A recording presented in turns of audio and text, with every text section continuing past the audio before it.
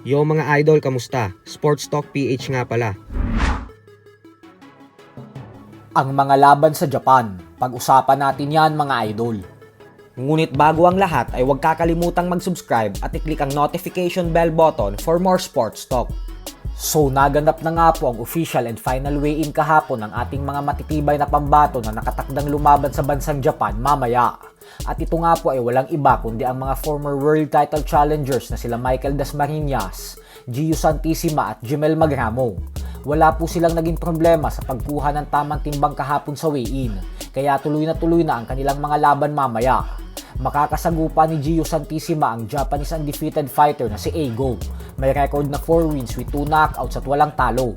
Habang si Michael Dasmariñas naman ay makakatapat ang bagitong Japanese prospect na si Kyosuke Okamoto.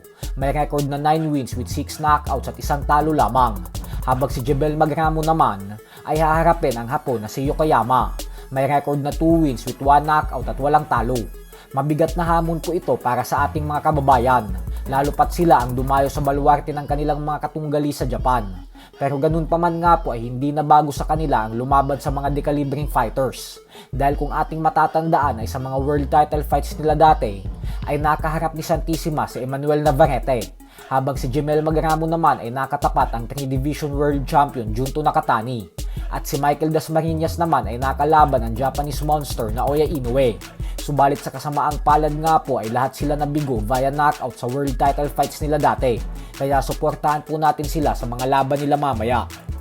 Sa kabilang banda naman mga idol ay naganap na din po kanina lamang ang official and final weigh-in para sa world title defense ng ating pambato na si current WBC minimum weight world champion Melvin Jerusalem kontra sa former world champion Yudai Shigeoka.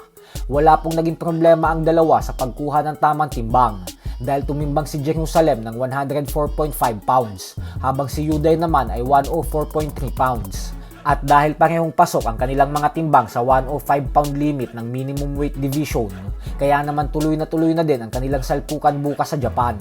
Tandaan po natin na rematch na ang laban na ito dahil kung atin pong matatandaan ay nitong nakalipas na taon lamang ay tinalo ni Jerusalem si Shigeoka via split decision. Kaya susubukan po ng Hapon na makabawi sa ating kababayan at maagaw ang titulo nito. Habang si Jerusalem naman ay susubukang talunin sa ikalawang pagkakataon si Shigeoka. So hanggang dito na lang po muna tayo mga idol.